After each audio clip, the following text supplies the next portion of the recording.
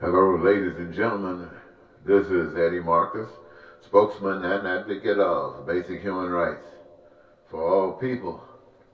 This is February 17th, a Sunday, 2019. Well, everybody's going to church today, and I'm here doing my presentation for you. You know, I'm constantly talking to you about God as being the solution to the problems of the world today. I do know that many of you who are of a younger generation are not so much focusing on God. In fact, many of you don't even want to give any attention or respect to God based upon what you have seen representatives of God reveal. And it has left a lot of things being desired and nothing that you want to duplicate. And for those of you who are older, we recognize that you too are basically following traditions. You're doing what has always been done, and you have allowed yourself to get a little older, and you have to come out of the limelight, as it were, where you wanted to flaunt your beauty. And it's a sad statement that you got no other kind of lifestyle that's been set up to continue living, but rather just fall to the wayside and wait and die, or start going to church and pretend like you're getting closer to God, while the world we live in has no evidence of any such sort. And so, ladies and gentlemen, I stand before you today not to knock anyone who has been called to save your soul and try to get you into heaven, but at the same time to say that the same God, perhaps, that they say gave you a soul also gave you a body. And in order for that body to survive, it requires certain requirements. And not only that, that the body has as much right to life as the soul has to life. It was given by God for a purpose, and that purpose has been established through the need and desire and want for peace and prosperity and joy and freedom, which indicates that there are certain ways and there are certain principles that have to be exercised in order to acquire that. And this is what I have been given to share with you, even at a state and time when you do not believe. And I must say to you, ladies and gentlemen, sisters and brothers, and to all of those of you who are in the sounding of my voice, I understand why you do not believe in God. For I myself, had it not been for a miracle, had it not been for something to happen right in my life where it is impossible for any human being on the face of the earth or anywhere to come through. And so when it came through, I was able to see the evidence, but not that which caused it. And so for something as wonderful as that, and only I know how wonderful that is, it is good enough for me to be grateful enough to say, here's my body, use it as you see fit. And I must say, ladies and gentlemen, that now it sees fit to share with you its love and compassion for you, and to indicate to you without doubt that you are on a path that leads further and further down destruction. As you can tell by the current situation, which many of you recognize as being the worst that you have ever experienced in your lifetime. And you see your Constitution, which has left a whole bunch of holes opened, with the understanding or the hope that there would never be one amongst you that would be so devious, that would be so hateful and so demonic that it would have to have that loophole closed. But here we are today, ladies and gentlemen. And it is because I do know that there is a God, not based upon the evidence.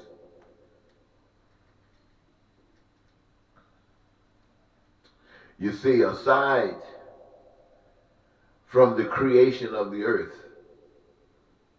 aside from the creation of the hills and the valleys, the mountains and the rivers, the oil, the gold, the silver and the diamonds, the iron, the copper, the trees and the flowers, the water, the oxygen, the fruits and the vegetables, just to name a few. But what has any of this to do with your pain, to do with your sufferings, your food, your clothing, your shelter? What has this to do with your education, with your health care? Yes, God has provided food, shelter, education, and health care. He's provided educators to make sure that the education is a success, provided medicine and doctors. Not only that, provided farmers, builders, architects, fashions and designers. This God has also provided, but more than just that, a career of choice for every worker. Now, I know it sounds good, but most of this is passing you by. And why is it passing you by? And where is God in all of this that is passing you by? It appears as if some power has been given to the people, that some power, and that power is of choice. Choice of peace and prosperity and freedom and joy for all for one and one for all. Or the choice of all for one and one for some, which is the author of poverty, the author of crime and violence, lying and cheating and stealing and hating and racism, nationalism and terror and war. The truth is, humans, you were convinced that humans, that you are more important than others. That humans, that you deserve more than others. The truth is, the other side was taught the same message. And each side is told that the other side is responsible for the problems. And because one side will lie and cheat and steal, it takes advantage of either side whenever need dictates, even perhaps through policy, perhaps through law, and the threat of punishment.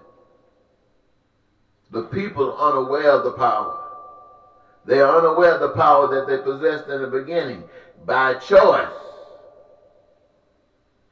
And so unknowingly, they surrender it to another. They are humans.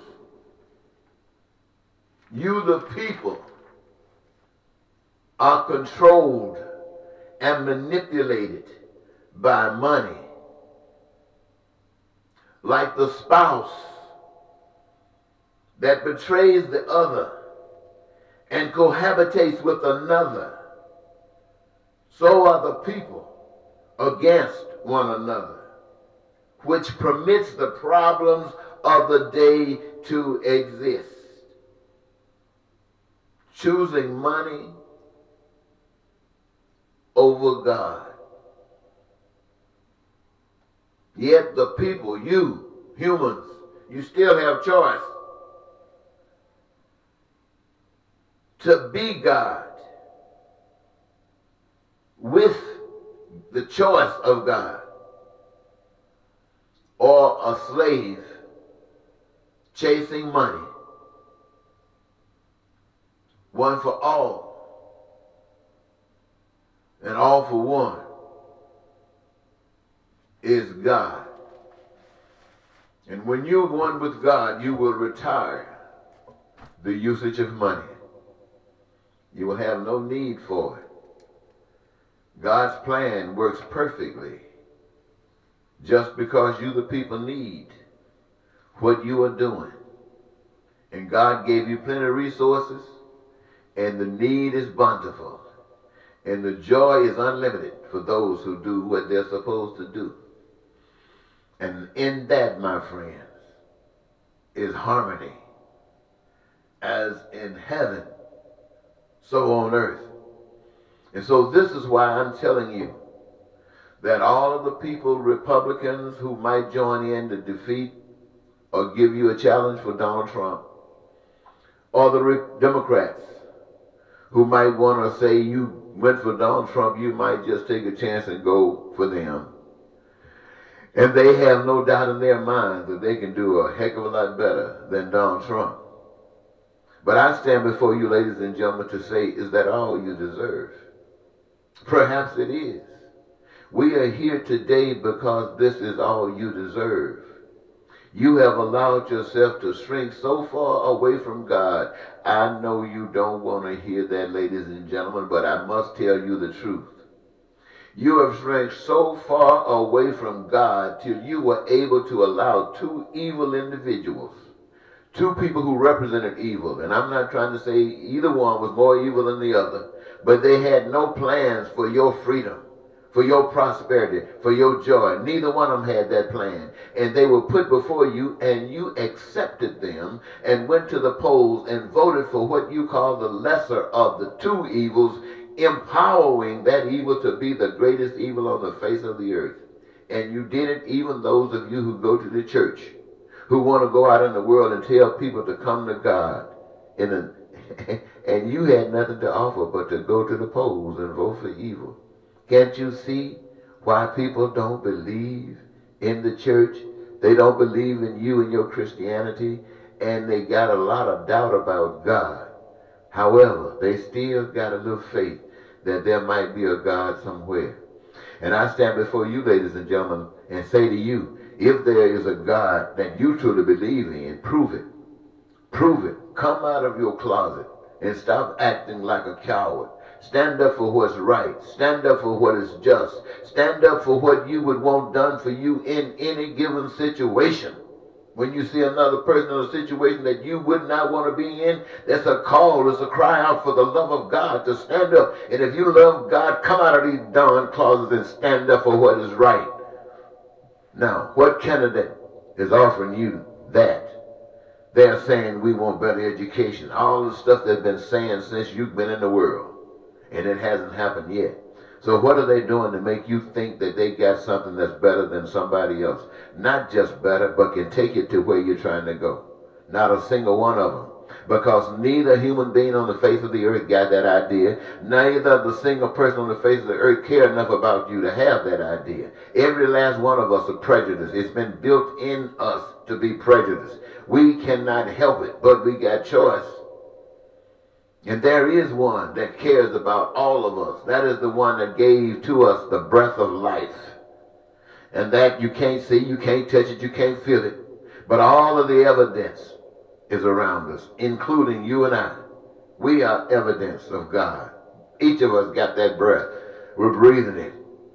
We're walking around. We got a responsibility, if we know it, to choose life and not death. So I stand before you and say, call each of these candidates who wants to be your representative, who wants to be your voice. Ask them to bring before you a proposal and show you exactly how they can do exactly what they said they can do. And give you a time frame. Find out what role you got to play in it. Don't be playing no game with these people again, because if they don't know, you do know. But you'll give them a chance to shine if they can. But if no one can, you can, you the people can. You can set up the proposal and give it to whomever you choose, whomever you understand is the one that could go carry forward what you're trying to do. And do what God wants done as far as peace and prosperity, and treating people right, and loving, and having all your needs met. Do that. That is the responsibility of those who are led by the Spirit of God. This is how you become the salt of the earth. This is how you become the love letters. This is how you be a light on top of the world so everybody can look up and say, that's what I want. They look and see you like the sun shining or like the moon, but here they see you as a life or human experience that they have been praying for. And they want to know how you get it. So I'm saying to you, ladies and gentlemen, don't be tricked. Don't be tricked. Now, I've tried to, in my presentation, speak to you clearly in such a fashion that you can understand that any of you who got the heart and mind can understand and see clearly where this road leads. So they can't just kill me. And the two or three of you that stand up, they kill you. No, because every last one of you who hear my presentations are freed from that bondage mind, because it's so clear even kids can play the game in a park, in the living room, in the den. Surely you can play it on the stage of life.